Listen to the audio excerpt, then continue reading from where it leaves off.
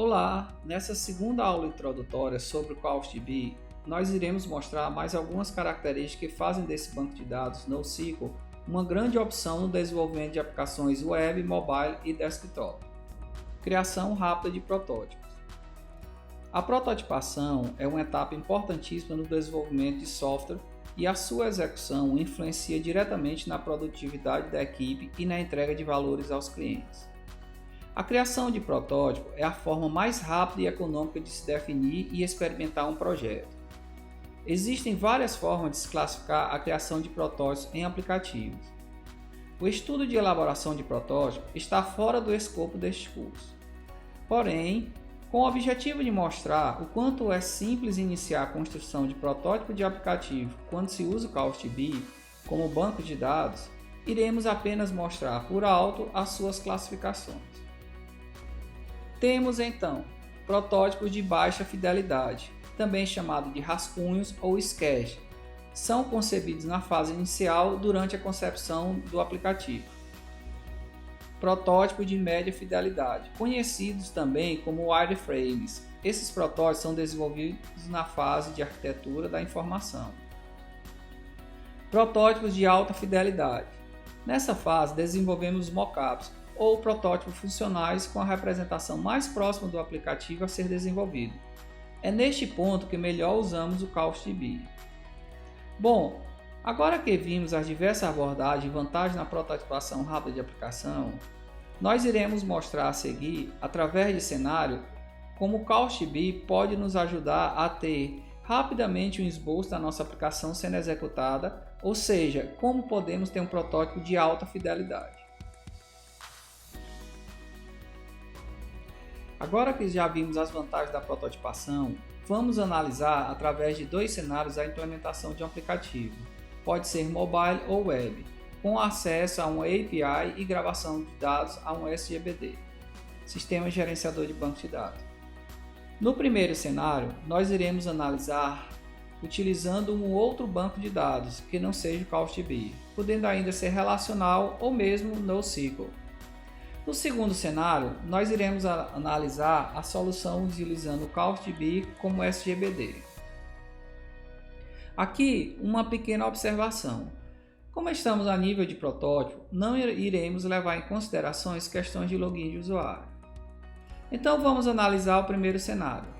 Os passos que deveremos seguir para o primeiro cenário são: devemos instalar o banco de dados e realizar suas configurações. Agora precisamos decidir qual a tecnologia utilizada para a implementação da API. Podemos utilizar várias, como por exemplo Java, Python com Flex ou Node.js. Para o nosso exemplo, vamos escolher Node.js. Tendo escolhido a tecnologia para o desenvolvimento da API, precisamos criar o projeto e realizar algumas tarefas. Primeiro, instalar o driver para a conexão ao banco de dados. Depois, escrever o código necessário para realizar a conexão. Configurar as rotas para cada endpoint da nossa API. Escrever código para as operações de CRUD, que são inclusão, consulta, atualização e exclusão, para cada um dos endpoints da API. Ufa, muita coisa, não é? Agora, vamos analisar o cenário utilizando o CausDB. Assim como no cenário 1, precisamos instalar o banco de dados. Após instalar o CausDB, iremos utilizar o Fausto, a interface gráfica de usuário que já vem embutida no CausDB. Fazemos a verificação da instalação e em seguida criaremos o banco de dados. Pronto, nosso trabalho já está concluído. Você deve estar imaginando, só isso? Sim, só isso. Lembre-se, conforme mostramos na primeira aula, o CausDB implementa uma API REST para todas as operações com banco de dados e isso já inclui a parte referente à manipulação de documentos, ou seja, todas as operações relativas à inclusão, consulta, alteração e exclusão de documentos já estão prontas para a gente. Como podemos perceber, o CausDB é muito fácil de usar. Uma característica interessante dos bancos de dados NoSQL é que eles possibilitam o armazenamento de dados sem esquema. O CouchDB armazenará todo o JSON que você enviar. Nesse sentido, o CouchDB é um banco de dados sem esquema por padrão. Isso também ajuda na rápida prototipagem dos aplicativos, uma vez que não será necessário gastar inúmeras horas definindo o modelo de dados antecipadamente. Você pode começar a programar e serializar seus objetos JSON armazenando-os rapidamente no CouchDB. Lembre-se, na fase inicial do desenvolvimento ou fase de prototipação, ainda temos muitas dúvidas sobre como apresentar as informações ao usuário de forma a entregar a melhor experiência de uso possível. Vamos entender esse processo analisando os seguintes documentos JSON para um banco de dados de contatos. No nosso exemplo, temos 3 documentos com estruturas parecidas em termos semânticos, mas não são iguais. Os atributos dos documentos JSON são ID. Todo documento no CouchDB tem obrigatoriamente um ID. Nome, o nome do contato e por último temos o telefone. Veja que representamos esse último com 3 possibilidades diferentes. No primeiro documento, temos somente um telefone para o nosso contato. No segundo documento, temos 2 telefones divididos em celular e residencial. E por último, temos uma lista de telefones. Ao usar uma lista, estamos dizendo que podemos cadastrar por meio da nossa aplicação quantos telefones quisermos. Essa é uma opção muito interessante, porém pode nos complicar bastante em termos de desenvolvimento e apresentação para o usuário posteriormente, quando nossa aplicação se encontrar em estágio mais avançado. Analisando os 3 casos, podemos ver que a possibilidade de armazenar os documentos sem um esquema é muito interessante no estágio inicial de desenvolvimento, pois nos permite avaliar qual a melhor forma de entregar ao usuário final uma boa experiência de uso do aplicativo, seja mobile, web ou ainda desktop. O interessante aqui é saber que temos essa flexibilidade.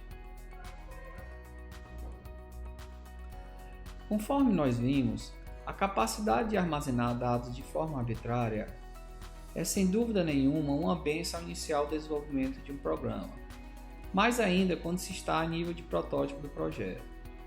Porém, quando avançamos no ciclo de desenvolvimento de um aplicativo, muitas vezes se faz necessário garantir que o banco de dados permita apenas a gravação de documentos com propriedades preenchidas.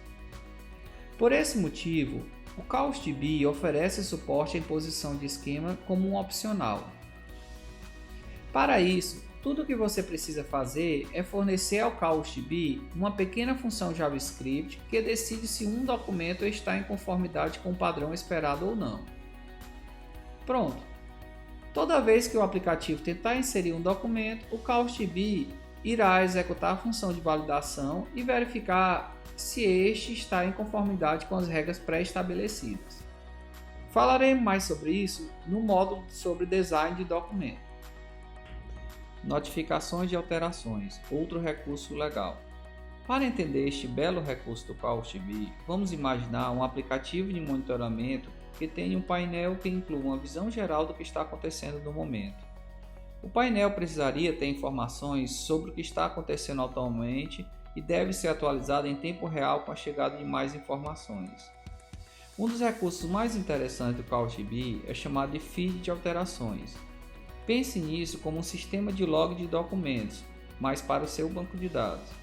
O feed de alterações é uma lista de todos os documentos no banco de dados classificado pelo mais recente. Ele é armazenado em uma estrutura de índice rápida e pode responder com eficiência à pergunta: o que aconteceu desde então? Ele apresentará as informações para qualquer intervalo do histórico do banco de dados, seja desde o início ou apenas as últimas alterações feitas. Um banco de dados que é apenas o armazenamento de arquivos JSON é relativamente simples de construir, mas sua aplicabilidade acaba se tornando muito limitada. Para ser útil a uma ampla variedade de aplicações, ele deve oferecer suporte a mecanismos de consulta. O CouchDB oferece 2 mecanismos para a construção de consultas, as views e o Mongo Query. As views ficam acima do núcleo do banco de dados e utilizam o paradigma MapReduce e funções JavaScript para criar índices que fornecem acesso aos dados de maneira mais úteis para aplicativos. Mongo é uma linguagem de consulta baseada em objetos JSON para documentos do CautiDB. Foi influenciado pela linguagem de consulta do MongoDB. Se você tem alguma experiência com MongoDB, irá reconhecer alguns elementos, especialmente os operadores. As consultas Mongo foram adicionadas ao CautiDB a partir da versão 2. Com essa adição, as opções de consulta do CautiDB foram amplamente aprimoradas.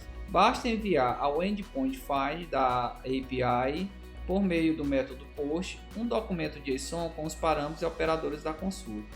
O mecanismo de consulta do Mongo irá executar a consulta de acordo com esses parâmetros. No próximo vídeo, mostraremos mais algumas características importantes do CautiDB.